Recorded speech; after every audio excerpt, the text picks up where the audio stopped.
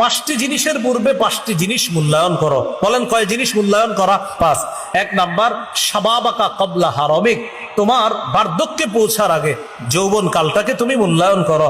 দুই নাম্বার, অফারাগাকা কবলা শুগুলিক, ব্যস্ত হওয়ার পূর্বে অবসর সময়টাকে মূল্যায়ন করো।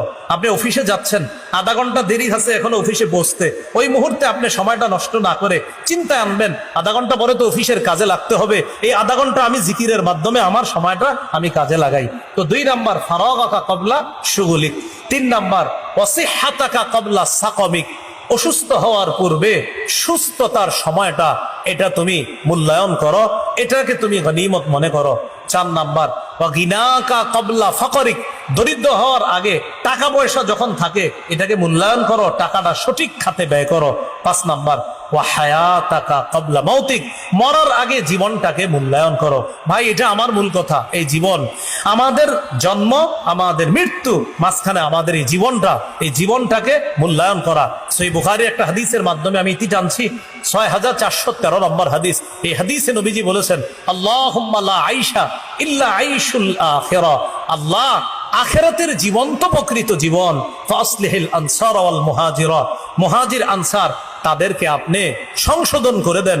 হাদিস দ্বারা বোঝা যায় নবী সাহাবীদের জন্য দোয়া করছেন যেন তারা দুনিয়াতে থাকতেই আখিরাত ওয়ালা জীবন গঠন করতে পারে। সহিহ বুখারীর 6417 নম্বর হাদিসের অধীনে ইমাম বুখারী হযরত আলীর একটা বক্তব্য আনছেন, এই বক্তব্যটা একটু শোনেন। হযরত আলী বলেন, ইরতাহালাতিদ দুনিয়া মুদবিরাতান, দুনিয়া পিছিয়ে যাচ্ছে, ওয়ারতাহালাতিল আখিরা মুকবিলা, আখিরাত অগ্রসর হচ্ছে।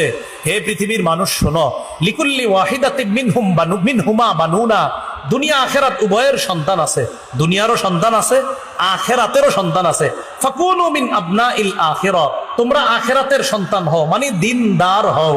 ওয়ালা তাকুনু মিন আবনাইদ দুনিয়া, তোমরা দুনিয়ার সন্তান হয় না, মানে দুনিয়াদার হয় না। হযরত আলী বলেন, দুনিয়া পিছিয়ে যাচ্ছে, আখিরাত অগ্রসর হচ্ছে, দুনিয়ারও সন্তান আছে, আখিরাতেরও সন্তান আছে। দুনিয়ার সন্তান কারা? কয় যারা দুনিয়াদার, যারা আখিরাত ভুলে যায়। আখিরাতের সন্তান কারা? কয় যারা দুনিয়াতে থাইকাও আখিরাতকে স্মরণ রাখে, তারা আখিরাতের সন্তান, তারা হলো দিনদার। আল্লাহ আমাদের সকলের জীবন আর মৃত্যুর মাঝের সময়টা আমরা যেন দিনদার হয়ে কাটিয়ে আমরা ইবাদতের মাধ্যমে জীবনের সৌন্দর্যতা যেটা, এই সুন্দর জীবনটাকে আমরা নিয়ে যেন ইমানি জীবন আর ইমানি মরণ নিয়ে দুনিয়া থেকে বিদায় নিতে পারি। আল্লাহ তৌফিক দান করেন। ফিতনা ফাসাদের জামানায়, কলহ বিপর্যয়ের সময় কোন ব্যক্তি ইবাদত করা আমি নবীর কাছে হিজরত করার সমপরিমাণ সওয়াব। কলহ বিপর্যয়ের সময় কেউ যদি ইবাদত করে, সে আমার কাছে হিজরত করার মতো কেমন যেন সওয়াব পাবে, এরকম। মুসনাদে আহমদের হাদিসটা আবার শুনি। রাসূলুল্লাহ সাল্লাল্লাহু আলাইহি সাল্লাম বলেন, ইন্নাল আবদা ইযা কানা আলা তরিকাতিন হাসানাতিন মিনাল ইবাদাহ, বান্দা যখন কোনো একটা সুন্দর ইবাদতের পদ্ধতি গ্রহণ করে, ওই যে বললাম কেউ নিয়ত করছে ডেইলি কোরআন তেলাওয়াত করবে, তো অসুস্থ হয়ে গেছে একদিন, আর তেলাওয়াত করতে পারতেছে না।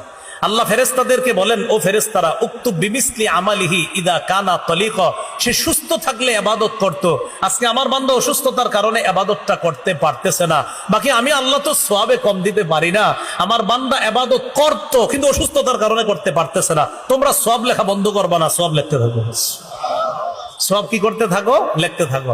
এই জন্য আমরা ইবাদত করব, সময়গুলা নষ্ট করব না। সহিহ বুখারীর বর্ণনা 6412 নম্বর হাদিস।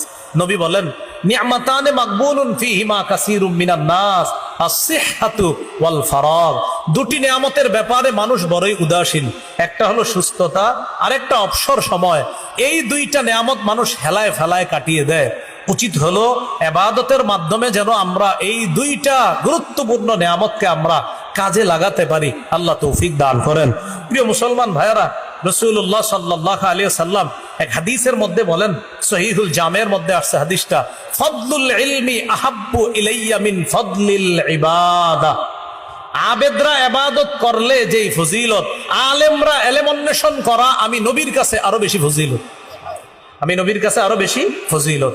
এই হলো মোটামুটি ভাবে ইবাদতের বিষয়ে আমরা কিছু বিষয় জানতে পারলাম।